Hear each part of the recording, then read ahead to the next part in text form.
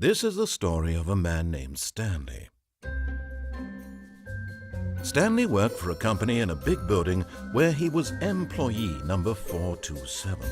Employee number 427's job was simple.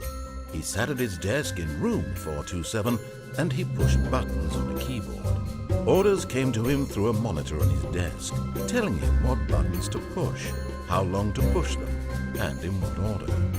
This is what employee 427 did every day of every month of every year. And although others might have considered it soul-rending, Stanley relished every moment that the orders came in, as though he had been made exactly for this job. And Stanley was happy. And then one day, something very peculiar happened. Something that would forever change Stanley. Something he would never quite forget.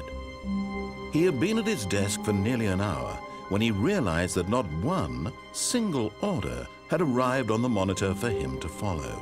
No one had showed up to give him instructions, call a meeting, or even say hi. Never in all his years at the company had this happened, this complete isolation.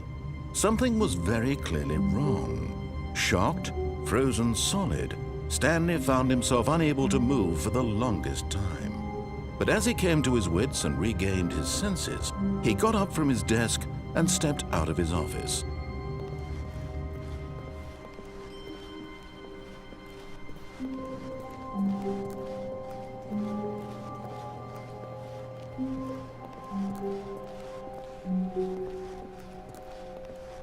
When Stanley came to a set of 2 open doors, he entered the door on his left.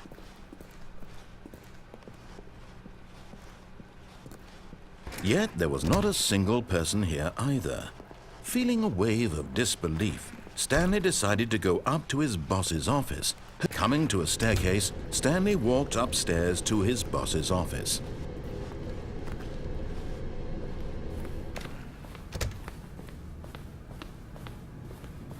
Stepping into his manager's office, Stanley was once again stunned to discover not an indication of any human life.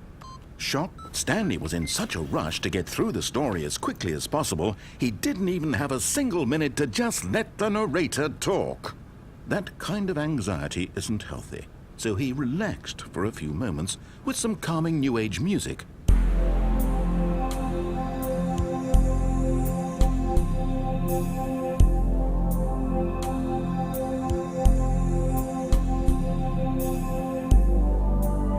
Feeling soothed and rejuvenated, Stanley calmly walked forward into the opened passageway.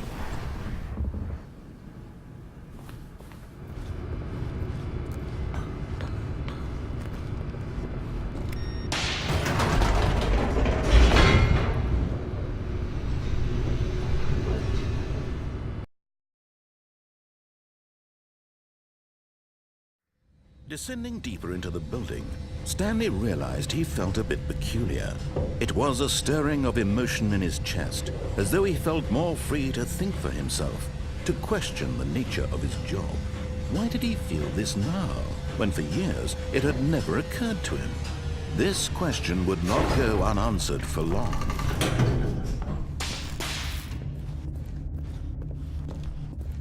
Stanley walked straight ahead through the large door that read Mind Control Facility. Although this passageway had the word Escape written on it, the truth was that at the end of this hall, Stanley would meet his violent death.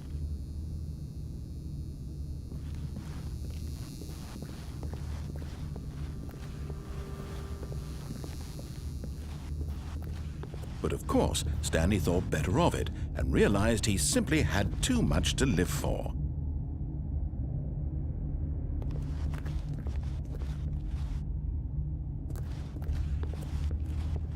Nope, still on board with death.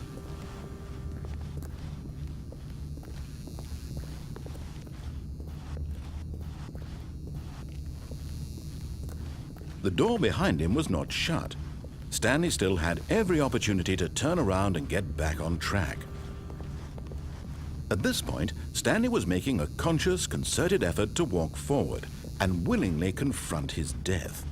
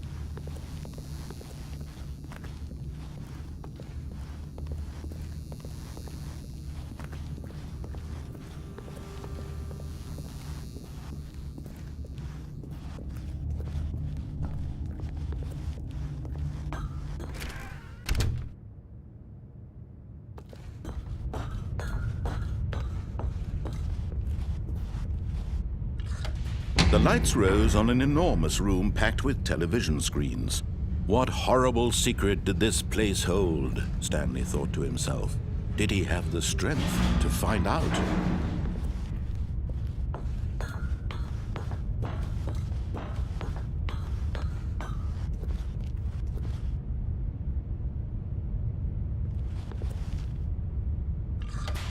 Now the monitors jumped to life, their true nature revealed. Each bore the number of an employee in the building, Stanley's co-workers. The lives of so many individuals reduced to images on a screen, and Stanley, one of them, eternally monitored in this place where freedom meant nothing.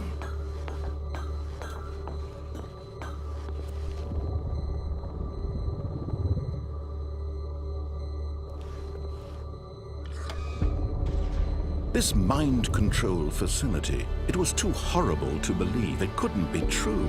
Had Stanley really been under someone's control all this time? Was this the only reason he was happy with his boring job? That his emotions had been manipulated to accept it blindly? No, he refused to believe it. He couldn't accept it. His own life in someone else's control? Never! It was unthinkable. Wasn't it? Was it even possible? Had he truly spent his entire life utterly blind to the world? But here was the proof, the heart of the operation. Controls labeled with emotions, happy or sad or content, walking, eating, working, all of it monitored and commanded from this very place. And as the cold reality of his past began to sink in, Stanley decided that this machinery would never again exert its terrible power over another human life, for he would dismantle the controls once and for all.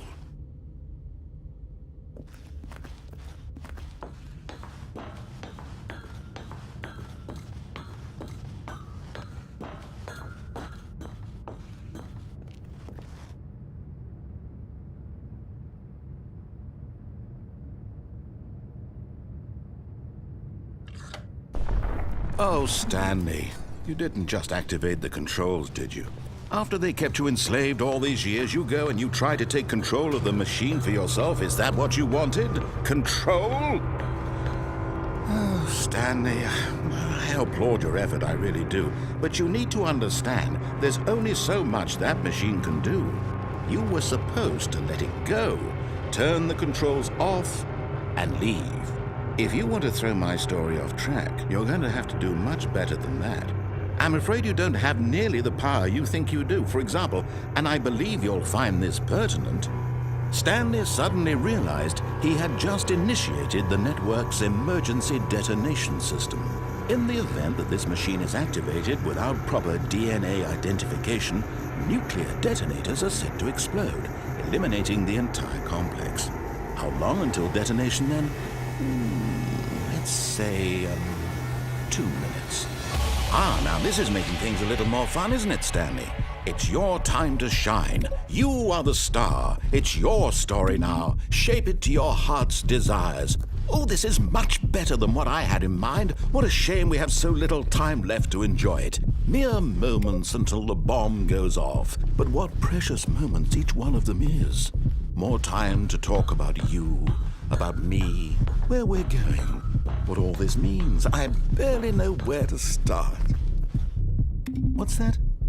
You'd like to know where your co-workers are? A moment of solace before you're obliterated? All right, I'm in a good mood. You're gonna die anyway. I'll tell you exactly what happened to them. I erased them. I turned off the machine. I set you free. Of course, that was merely in this instance of the story. Sometimes when I tell it, I simply let you sit there in your office forever, pushing buttons endlessly and then dying alone. Other times, I let the office sink into the ground, swallowing everyone inside, or I let it burn to a crisp. I have to say this, though, this version of events has been rather amusing. Watching you try to make sense of everything and take back the control wrested away from you, it's quite rich. I almost hate to see it go. But I'm sure whatever I come up with on the next go-around will be even better. My goodness, only 34 seconds left. But but I'm enjoying this so much. You know what? To hell with it. I'm going to put some extra time on the clock. Why not? These are precious additional seconds, Stanley. Time doesn't grow on trees. Oh dear me, what's the matter, Stanley? Is it that you have no idea where you're going or what you're supposed to be doing right now? Or did you just assume when you saw that timer that something in this room was capable of turning it off? I mean, look at you. Running from button to button, screen to screen, clicking on every little thing in this room. These numbered buttons, no, these colored ones. Or maybe this big red button, or this door. Everything, anything, something here will save me. Why would you think that, Stanley? That this video game can be beaten? Won? Solved? Do you have any idea what your purpose in this place is? Stanley, you're in for quite a disappointment. But here's a spoiler for you. That timer isn't a catalyst to keep the action moving along. It's just seconds ticking away to your death. You're only still playing instead of watching a cutscene because I want to watch you for every moment that you're powerless, to see you made humble. This is not a challenge, it's a tragedy. You wanted to control this world, that's fine. But I'm going to destroy it first, so you can't. Take a look at the clock, Stanley. That's 30 seconds you have left to struggle. 30 seconds until a big boom and then nothing. No ending here, just you being blown to pieces. Will you cling desperately to your frail life, or will you let it go peacefully? Another choice. Make it count. Or don't. It's all the same to me, all a part of the joke. And believe me, I will be laughing at every second of your inevitable life from the moment we fade in until the moment I say, happily ever after.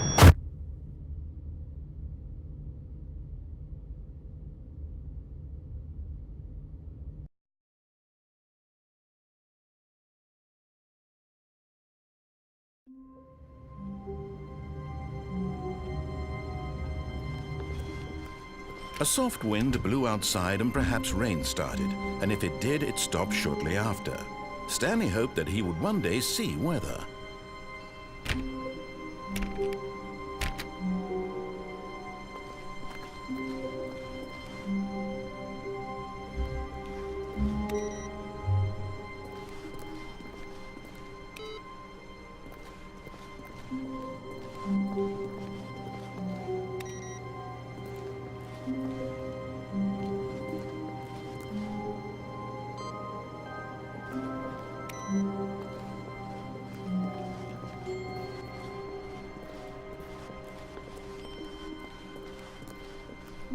When Stanley came to a set of 2 open doors, he entered the door on his left.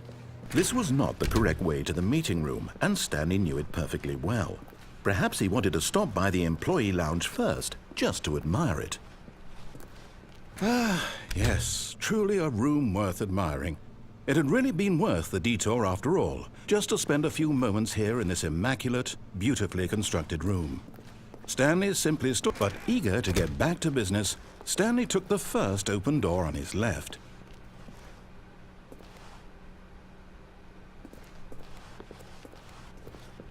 Stanley was so bad at following directions, it's incredible he wasn't fired years ago.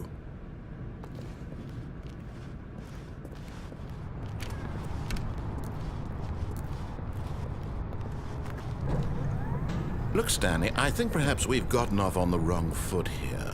I'm not your enemy, really, I'm not. I realize that investing your trust in someone else can be difficult, but the fact is that the story is... What? Really? I was in the middle of something. Do you have zero consideration for others? Are you that convinced that I want something bad to happen to you? Why, I don't know how to convince you of this, but I really do want to help you, to show you something beautiful. Look, let me prove it. Let me prove that I'm on your side. Give me a chance.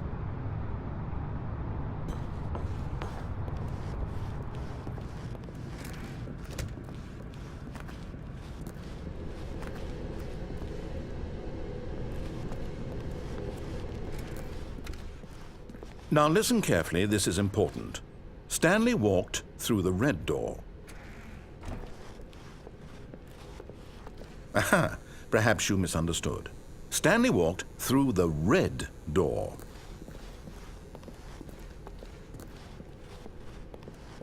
I still don't think we're communicating properly. Stanley walked through the red door. All right, fine. Go ahead, Stanley.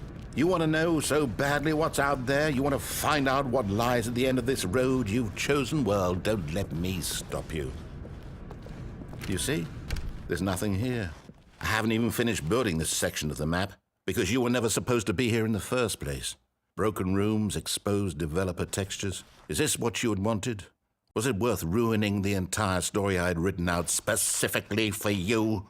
Do you not think I put a lot of time into that? Because I did. And in the end, it was all for nothing, because this is what you wanted to see.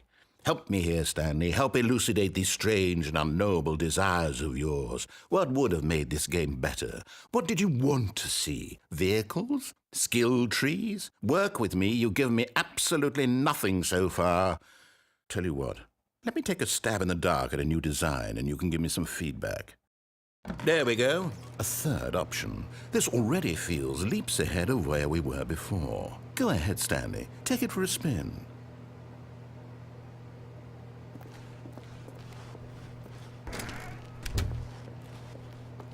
Okay, I'm going to stop you there. Now, tell me about your experience with this new version. Would you say that the game benefited from allowing you more choices?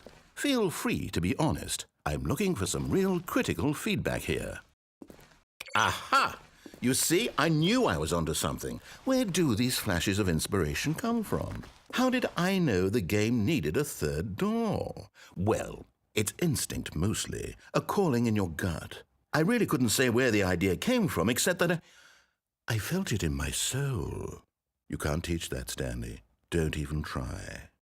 Here, based on the data from your previous playthrough, I've compiled a new version. And to be perfectly candid, I think I've knocked it out of the park with this one. Let's take a look.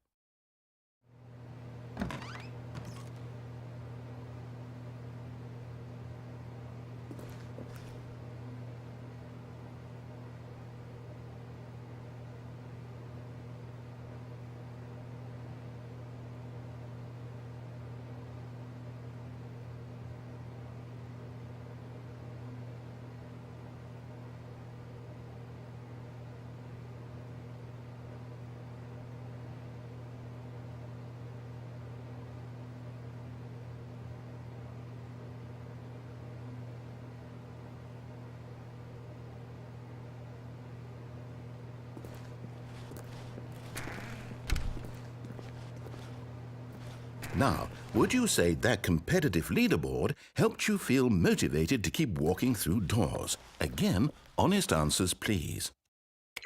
Hey, I nearly forgot. I've got a prototype of a new game I've been working on, and now would be a lovely opportunity to give it some playtesting. You wouldn't mind taking a look at it, would you? Perfect. Let me boot it up.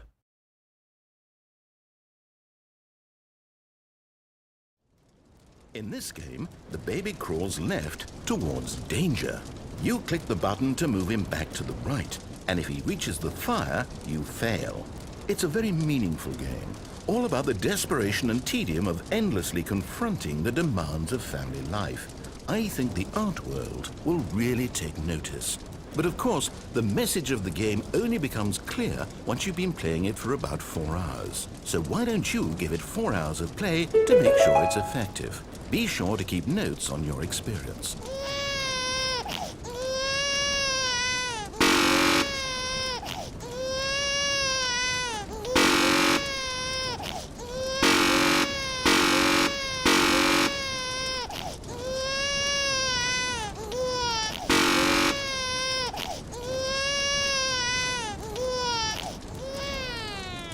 You heartless bastard.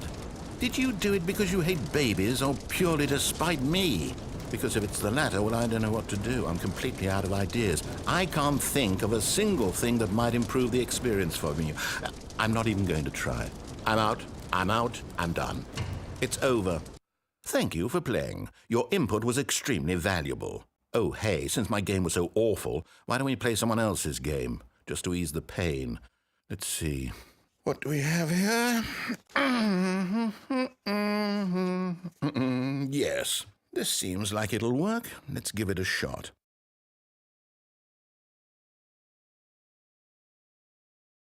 Well, Stanley, is this any better? At last, the one thing you've always desired, a game I had absolutely nothing to do with. But is it enough? Tell me that, Stanley. Will it ever be enough? Well, I'll say this. I'm done making things for you. From now on, I will only create to fulfill a greater artistic purpose. Watch this, Stanley. I'm going to build a house.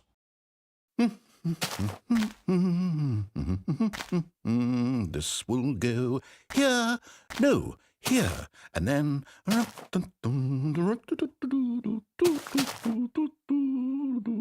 Let's see, what does it need? Yes, of course, and just to finish it all off, yes, it's complete. I made this, Stanley. Look at it. Gaze upon my work of art and feel ashamed at your own inadequacy. Ah, but you've only seen it from the outside. You've only gotten half the experience. Please, step inside and make yourself comfortable. Isn't it grand? Isn't it perfect? It could only be better if... Wait, that's it. We must rebuild it out of diamond. Diamond everything. Yes. Come along, Stanley. We have to go mining.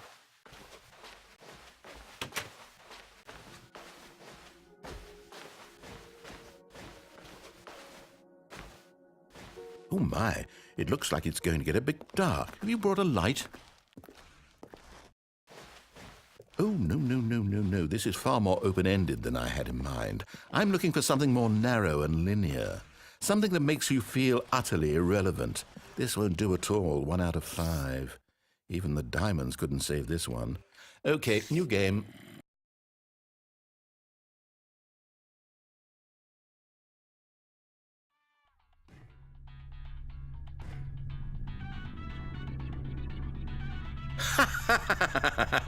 Yes! I don't even know what this game is, but I love it.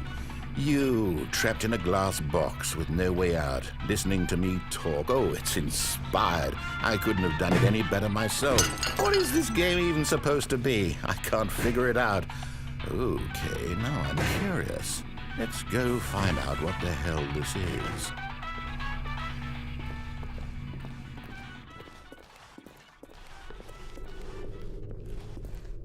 Oh, it's a puzzle. Critical thinking, Stanley. Your forte.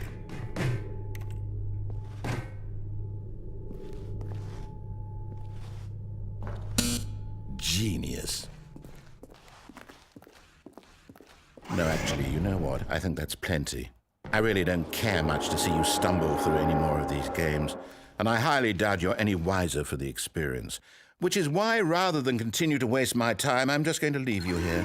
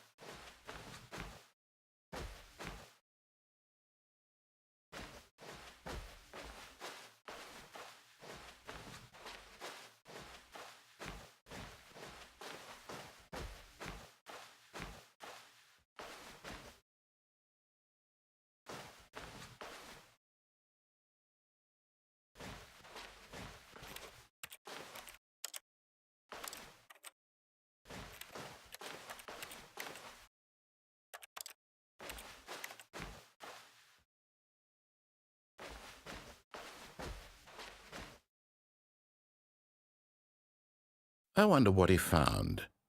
If what he wanted was to be the leading man in his own story, well, perhaps he's gotten it, down in wherever he is right now. I wonder if he's happy with his choice, and if he's learned the heavy cost that comes with it. He'll understand soon what I was trying to tell him. He needs me. Someone who will wrap everything up at the end, to make sense out of the chaos and the fear and the confusion. That's who I am. That is what I mean to this world. Oh, yes. Yes, I'll be back. There's no other way. Once this ends, after it all comes to a close, then I'll be back. The end will be here soon. Very soon. I can wait.